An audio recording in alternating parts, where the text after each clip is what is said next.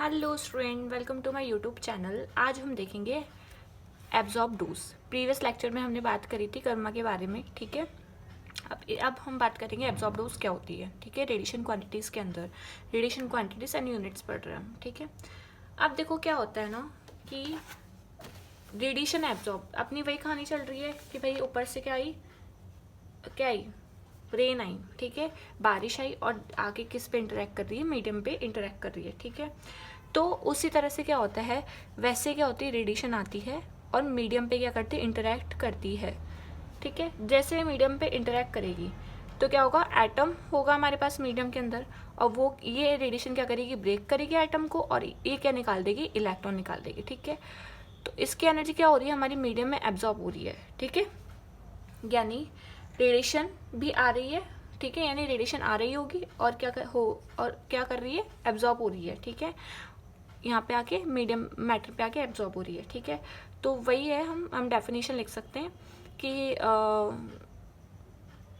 The radiation interact with the matter, ठीक है, या फिर radiation absorb in the matter, ठीक है, per unit mass of matter, ठीक है। रेडिएशन एब्जॉर्ब हो रही है इन द मैटर के अंदर, ठीक है, जो कि मैटर में हो रही है। तो कितना मैटर है, per unit mass of matter, ठीक है।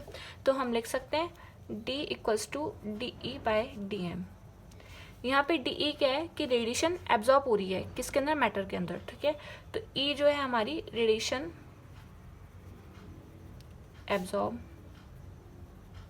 ठीक है।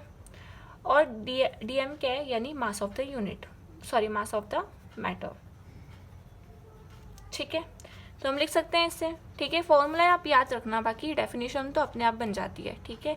तो आप फॉर्मूला याद रखना, डेफिनेशन अपने आप बना लेना। अगर आपने फॉर्मूला याद कर लिया तो डेफिनेशन तो अपने मुंह जबान याद रहेगी आपको, ठीक है।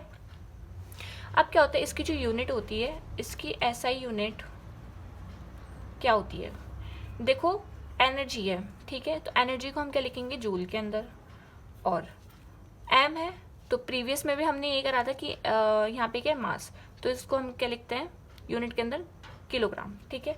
तो हम इसको लिख सकते हैं केजी में, ठीक है। इसको हम क्या बोलते हैं, गाय, मतलब ग्रे बोलते हैं, ठीक है। ग्रे को हम किसके सिंबल में लिखते हैं, ग्रे। इसको किसके सिंबल में लिखते हैं, गे, GY में, ठीक है। तो ग्रे। उसके बाद क्या होता है, इसकी ये यूनिट हो गई, इसकी कन्वेंशनल यूनिट क्या होती है, तो कन्वेंशनल यूनिट किसकी, एब्जॉर्ब डोज की। तो कन्वेंशनल यूनिट यानी जूल को हम किस में लिख सकते हैं, ऐसे यूनिट में अगर हमने लिखा जूल को तो किस में लिख सकते हैं हम, अर्ग के अंदर, अर्ग, ठीक है। और केजी को हम किस में लिख सकते हैं, ग्राम के अंदर, ठीक है। तो ये हमारी क्या हो गई, CGS यूनिट भी आ गई, ठीक है। इसको हम क्या बोलेंगे, रेड, यानी रेडिएशन एब्जॉर्ब डोज, ठीक है। अब देखो जूल के अंदर कितने अर्ग होते हैं, तो जूल में हमारे पास कितने अर्ग होंगे, 10⁵ अर्ग होते हैं, ठीक है। उसी तरह से किलोग्राम पे कितने ग्राम होते हैं, केजी में 1000 ग्राम होते हैं, ठीक है। तो 3 जीरो से कट हो जाएगा तो बच्चे कितने, 2 जीरो, ठीक है। तो हम लिख सकते हैं, क्या लिख सकते हैं हम, तो हम लिख सकते हैं, इसको और थोड़ा सा डिफाइन कर दूं मैं आपको कि हमारे पास क्या, ग्रे इक्वल्स जूल पर केजी। इसको अगर हम लिखें तो इसका क्या होगा, 10⁵ और कैसे लिख सकते हैं इसको, जूल को इसमें और केजी को ग्राम में, ठीक है। इसको इससे कट होगा तो 2 बचेंगे, ठीक है। तो हमारे पास क्या होगा, 10 अर्ग अपॉन ग्राम, ठीक है। इस पूरे यूनिट को क्या लिखते हैं हम, रेड, ठीक है। तो हम लिख सकते हैं कि 1 ग्रे में इक्वल्स टू 10⁵ रेड होते हैं, ठीक है। इस तरह से हो गया, ठीक है। तो ये रिलेशन आपको पता चल गया कि हमारे पास क्या बचा, 1 ग्रे इक्वल्स टू कितनी रेड है हमारे पास, यानी रेडिएशन एब्जॉर्ब डोज कितनी हुई, 10⁻², ठीक है। अब एब्जॉर्ब एनर्जी कौन कौन सी होती है, हो सकते हैं, है ना। अगर इसमें जो एनर्जी वो एब्जॉर्ब हुई है तो वो कौन कौन सी हो सकती है, ठीक है। ऑब्वियस सी बात है कि जो रेडिएशन आ रही है वो और जो बाहर जा रही है वो, ठीक है। तो energy equals to R in minus R out कर देंगे हम, प्लस मिशन Q। अब देखो इसको हम क्या करेंगे, एक टॉपिक से समझेंगे। जैसे मान लो आपका छत है, ठीक है, तो आपकी छत में क्या हो रही है, ऊपर से बारिश आ रही है। जैसे बारिश आएगी तो आपकी छत में क्या हो जाता है, पानी भर जाता है, ठीक है, पानी भर जाता है। और छत पे क्या होता है, नाला, ताकि पानी भरे तो पानी ना भर सके, ठीक है।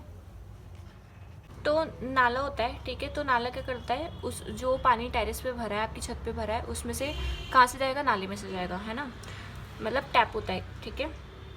तो ऐसे ही मान लो हमारे पास रेडिएशन आ रही है, ठीक है, और कहाँ इकट्ठी हो रही है, मैटर के अंदर इकट्ठी हो रही है, ठीक है। तो जो मैटर के अंदर है यानी वो इन है, मतलब अंदर आई है, ठीक है, मतलब जो आ रही है, ठीक है, और जो आउट है जो कि पानी निकल रहा है, यानी नाली में से पानी निकल रहा है, ठीक है। तो आर इन यानी रेडिएशन इन, और आर आउट यानी रेडिएशन आउट। मिशन क्यू क्या होता है कि एटम्स की खुद की एनर्जी होती है, ठीक है, तो हम लिख सकते हैं atoms own energy. Got it. अब बेटा रिलेशन है किसका, एब्जॉर्ब डोज का, और जो मैंने प्रीवियस लेक्चर में बताया था आपको, कर्मा का, ठीक है। तो हम रिलेशन देखते हैं, relation between dose and Karma, ठीक है। अब देखो डोज रिलेशन करेंगे कर्मा के साथ, तो इक्वल्स टू क्या वैल्यू रखेंगे, बी, यानी क्या है ये, बी के इनिशियल पाथ है, जो इनिशियल रहा होगा, ठीक है, ठीक है। अब देखो कर्मा वाला कौन सा ले रहे हैं हम, कॉलिजन वाला कर्मा ले रहे हैं, ठीक है। तो के कॉल को हम लिख सकते हैं फोटोन फ्लुएंस, ठीक है। और डी को हम यानी डोज को हम लिख सकते हैं इलेक्ट्रॉन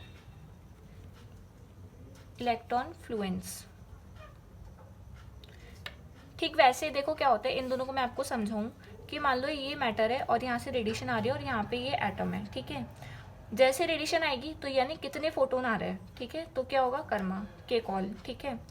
और कितने इलेक्ट्रॉन क्या हो रहे हैं, कितने इलेक्ट्रॉन इसमें से इमिट हो रहे हैं यानी बाहर आ रहे हैं, ठीक है, वो तो हमारी क्या कहलाएगी, डोज होगी, ठीक है, वो हमारी डोज होगी। तो हमने इलेक्ट्रॉन फ्लुएंस लिख दिया, इसको फोटोन फ्लुएंस लिख दिया। Got it.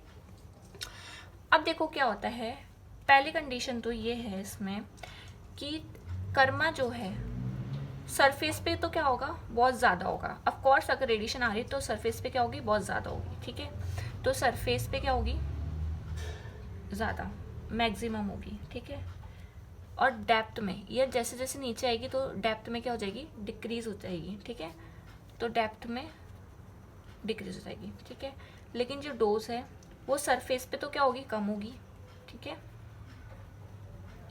और डेप्थ में गहराई के अंदर, यानी जितने इलेक्ट्रॉन इमिट होंगे फिर इलेक्ट्रॉन और नीचे जाएंगे, उस इलेक्ट्रॉन को इंटरेक्ट करेंगे, ठीक है। तो ऐसे ऐसे एब्जॉर्ब होती जाएगी डोज, ठीक है।